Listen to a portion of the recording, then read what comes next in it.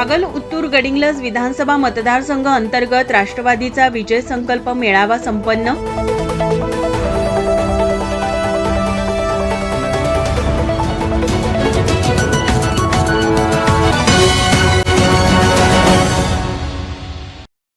इचलकरंजी शहरात कागल उत्तूर गडिंग्लज विधानसभा मतदारसंघ अंतर्गत झालेल्या राष्ट्रवादीच्या विजयी संकल्प मेळावा आज तोष्णीवाल गार्डन येथे संपन्न झाला.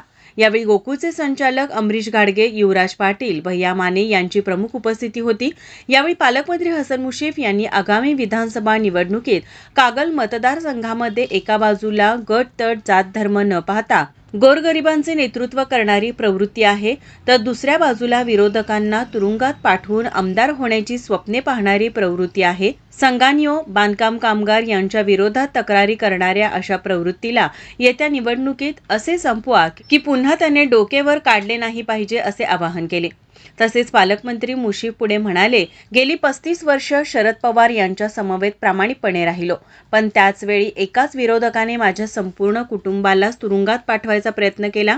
त्यावेळी शरद पवार यांना सांगूनच आपण दुसऱ्या बाजूला गेलो, अन्यथा त्यांना सोडून कधीही गेलो नसतो. पण आताच्या विरोधकाने मात्र गुरुदक्षिणा द्यायची वेळ आली. त्यावेळी उपमुख्यमंत्री देवेंद्र फडणवीस यांच्या पाठीत खंजीर खुपसला. गेल्या 35 वर्षाच्या काळात 19 वर्ष मंत्रिमंडळात प्रतिनिधित्व केले आहे. या कालावधीत सार्वजनिक विकास कामांचा धडाका लावला, सुमारे 750 देवालये बांधली, तर संघानियो बांधकाम कामगार यासह अन्य योजना गरिबांपर्यंत पोहोचवल्यानेच राज्यातील श्रावणबाळ म्हणून ओळख निर्माण केली आहे. या विकास कामांची पुस्तिका काढली असून त्यामध्ये मतदारसंघात खेचून आणलेल्या निधीचा आकडा पाहिला तर विरोधकांचे डोळे पांढरे होते. त्याचबरोबर बांधकाम कामगार महामंडळ स्थापन करून सेसद्वारे निधी संकलित केले असता सुमारे 15,000 कोटींचा निधी उभारला आहे.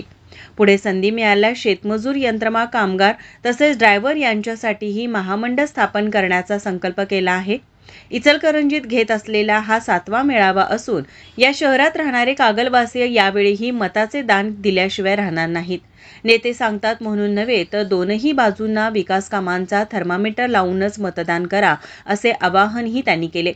इचलकरंजीला शुद्ध आणि मुबलक पाणी देण्यासाठी आपण वचनबद्ध असल्याचेही मुश्रीफ यांनी सांगितले.